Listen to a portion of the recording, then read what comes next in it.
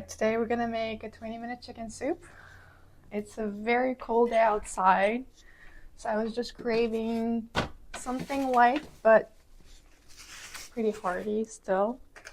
And I think chicken soup is exactly what I need. I'm using my chicken drums that I got for $3 on Amazon Fresh.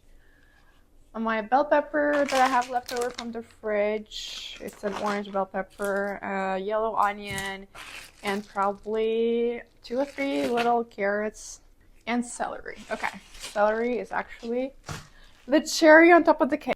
As we start the chicken, the very first step that you will need to do is actually boil the chicken drums, and I prefer not to boil the water first. And for the amount of water that we need, I need about 1 liter of water, or I think that's 5 cups.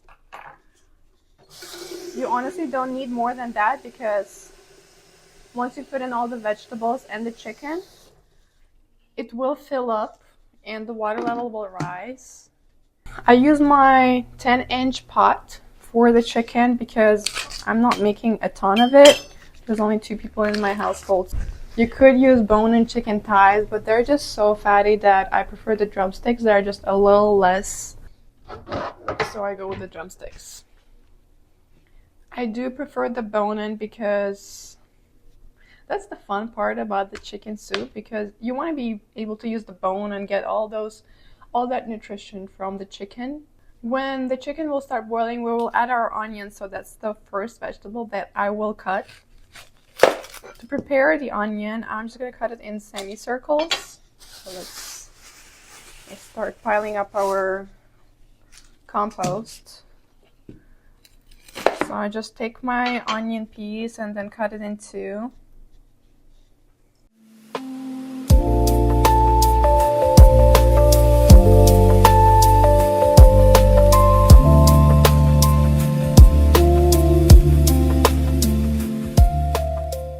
Next, then we can go and peel out carrots.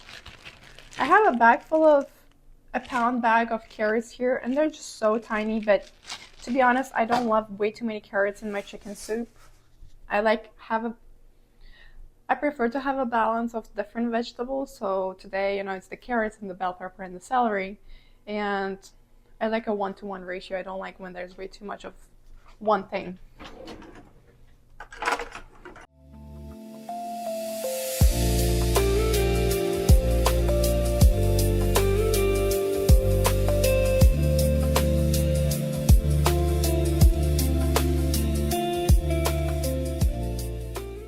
Have an orange bell pepper, but because I like different colors, I'd probably go with a yellow bell pepper. So I'd have yellow bell pepper, orange carrots, and then red tomatoes. That's the last thing that I will add to the soup. So let me just take that out as well, so I have it on site. Beautiful, beautiful. You kind of want for the chicken soup the vegetables to be finely diced. Nonetheless, probably about this size.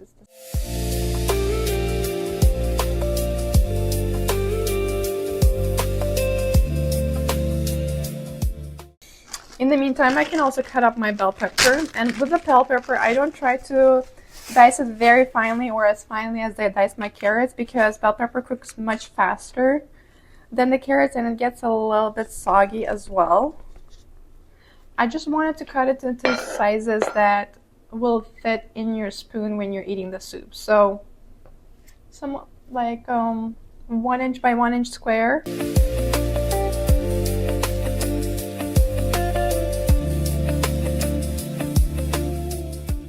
And I guess I can also use and just cut up the celery.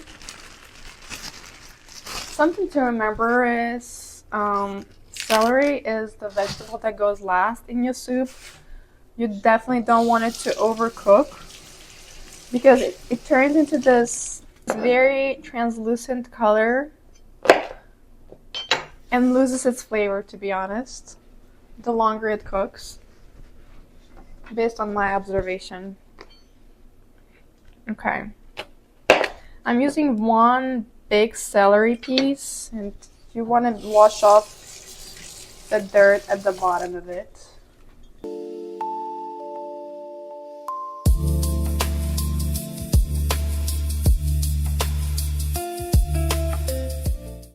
Okay, so once the soup starts boiling, you start seeing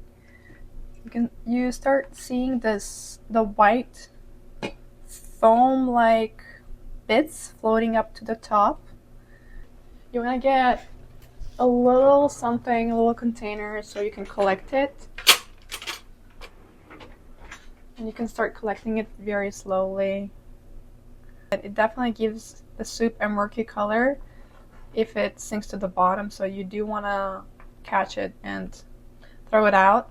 Once you come to this situation where there are smaller bits floating around, to start salting your chicken. And I probably add around a tablespoon of salt. And of course, for a liter of water. So like I wouldn't worry about the salt level because, yeah, once you add your vegetables, the flavor will only come through from your vegetables if the water is salty.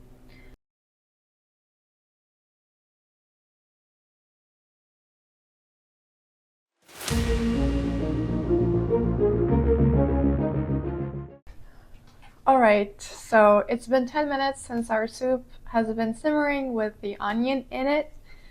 And this is how it looks. You see how the onion just blends in with the water. We have our vegetables chopped up here, so I'm just going to slide them into the water. Once you put in all the vegetables, it's actually not going to take that much time. It's just going to take maybe 8 to 10 more minutes. So I wouldn't wait too long to take it off the stove from the moment we put in our vegetables. Okay, I'll just try to leave some of this celery out because I don't want it to cook as long as all the other veggies. Like I said, I want it to retain some of its crunch. I also got yogurt that it just goes so well with the soup at the very end. I also have cilantro in the fridge that I haven't used in a while. Yep, it's saved okay. It's still alive, so I'm just gonna use it all up. Cut it up for garnish.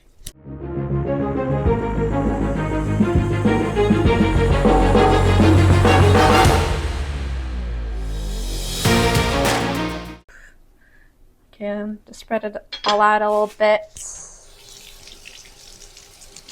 Okay, now we can cut our cocktail tomatoes.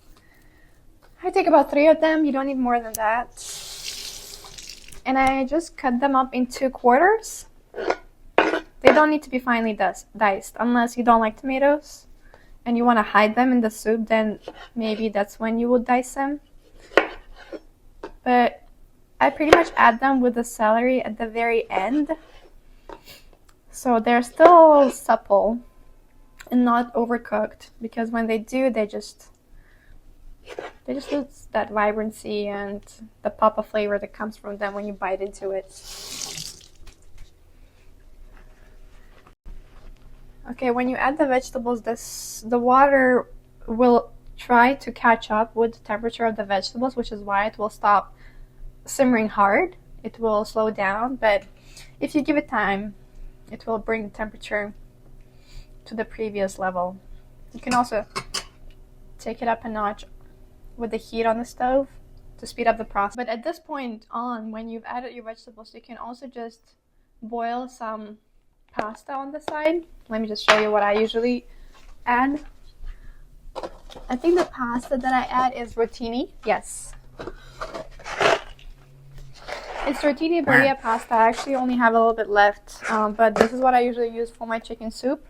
I do boil it on the side. I don't throw it in the soup because a day or two later, when Berea is in the soup, it just disappears. It is overdone. So I prefer to boil it on the side, pour out the water, and then keep Berea in a separate container from my soup.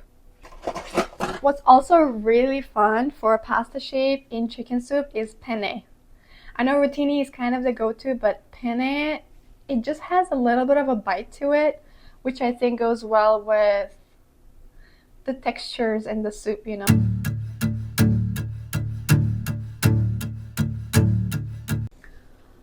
All right, so our soup is getting ready.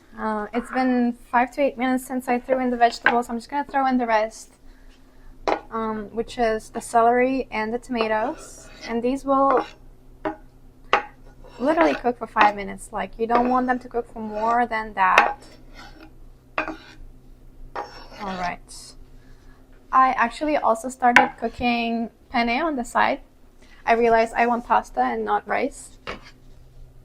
That's what they're supposed to look like. So there's a little bit of that natural oil from the chicken. I also had 2 boiled eggs in the fridge that you can for sure add into your chicken soup to make it more filling. Our penne is ready. You can get rid of the water. I don't even use a strainer. I basically just hold up the penne with the lid of the pot. I think I'm using an 8-inch pot. It's just the smallest one that I have, and it does the job. You can set it aside to cool off. Just cover the lid so the penne doesn't dry out. I probably put about less than a third of my bowl. I fill up with the penne. So first off, I tried to fish out 1 chicken drumstick. It's gonna be hard. Oh, nope. There we go. And then to plate the soup, I just tried to grab more of the lighter vegetables first because they came in first. Just grab more of the water. Trust me, you'll have enough water left over afterwards. Then maybe a couple of tomatoes there too as well. Leave the celery because right now my thing is just all celery that's in the yogurt. Okay, a little blob. 1 or 2 blobs is just enough for the yogurt. Then I add my egg. Just try to put it in pretty. And I'll lick up. That yogurt is Greek. And then I'm gonna get 1 lemon.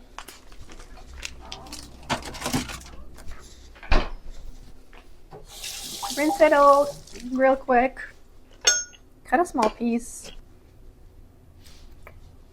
And squeeze some lemon juice